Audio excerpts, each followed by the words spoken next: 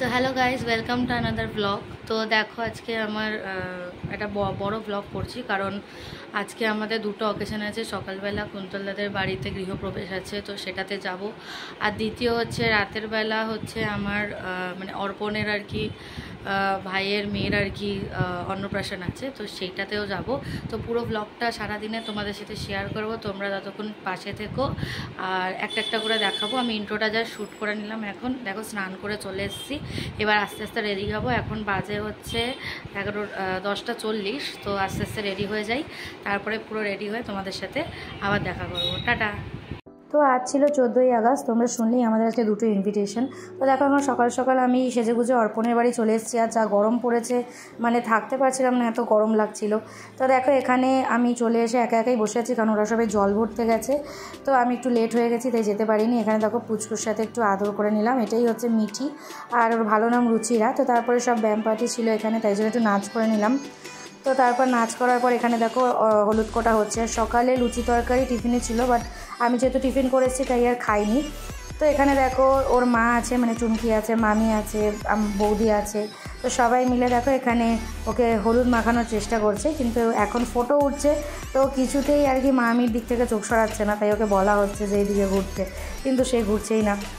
আর এই পায়ে দেখো ছোটো যে দুটো নুপুর পড়ে আছে, ওইটা আমি আর অর্পণ মিলে ওকে গিফট করেছি। তো দেখো এই হচ্ছে এখনও হলুদ মাখবে, তারপরও দুধ জলে স্নান করবে। তো আমরা পুরো অকেশনটাতে থাকতে পারিনি, তাই ওর পুরো অন্নপ্রাশনটা দেখতে পারিনি, কারণ তারপরেই আমার দিদিভাইয়ের শ্বশুরবাড়িতে যাওয়ার ছিল, ওদের গৃহপ্রবেশ ছিল।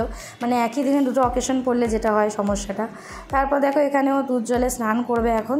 তো আমি তাই ফটোগুলো তোমাদের সাথে শেয়ার করেছি, কারণ আমার কাছে ভিডিওটা নেই। এখানে দেখো বেনারসি পড়েছে। তারপর ওর বাকি অন্নপ্রাশনের কাজগুলো এই সময় হয়েছে, আমি যেটা দেখতে পারিনি। এখন বাড়ি পৌঁছালাম সবে, মানে সমস্ত অনুষ্ঠান কমপ্লিট হয়ে এখন সবে ফিরলাম। এরপরে আমরা আবার রেডি হব, 6টা নাগাদ রেডি হব। তো আমি এই জন্য মাঝখানে একটু তোমাদের সাথে কথা বলে নিলাম। এখন ঘরে এসি চলছে, সবাই ঘুমাচ্ছে, একটু রেস্ট করে নিই, তারপরে আবার তোমাদের সাথে দেখা হবে বিকেলের মেকআপ নিয়ে। একেবারে তোমাদের সাথে কথা হবে। চলো টাটা। হ্যালো গাইস, ঘুম থেকে উঠে দেখো এখন মেকআপ করতে বসেছি। সবে এই ইলুমিনেটর লাগিয়ে বসেছি, এখন মেকআপ করব।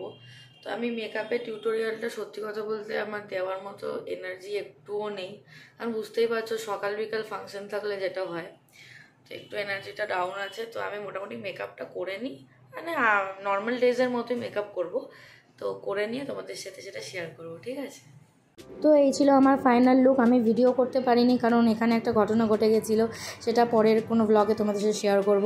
তো এখানে দেখো তাই ফটোগুলো দিয়েছি আমি কেমন সেজেছিলাম ওই দিনকার। তো এখানে প্রথমে দেখো বৌদি ছবি তুলে নিল, আমি পৌঁছেছি, তারপরে আমিও তুলে নিয়েছি, সেই ছবিটাও তোমাদের সাথে শেয়ার করলাম। তো তারপর আমরা একটু চিকেন পকোড়া খেয়ে নিয়েছি, আর তার সাথে সাথে সন্ধ্যাবেলা মা বাবা দিদিভাই কুন্তলদা সবারই নিমন্ত্রণ ছিল, তো ওরাও এলো। তারপর আমরা সব গিফট দিতে গেলাম। তো এখানে দেখো ও কত কথা বলছে, তোমাদের সাথে একটু বাদেই তোমরা দেখতে পাবে। সোনা মেয়ে আমাদের, সোনা মেয়ে, দাঁড়াও না, কথা বলছি, কত কথা বলছি। দেখো এটা কে, এটা কে এসছে? বাবা এসছে, বাবা এসছে।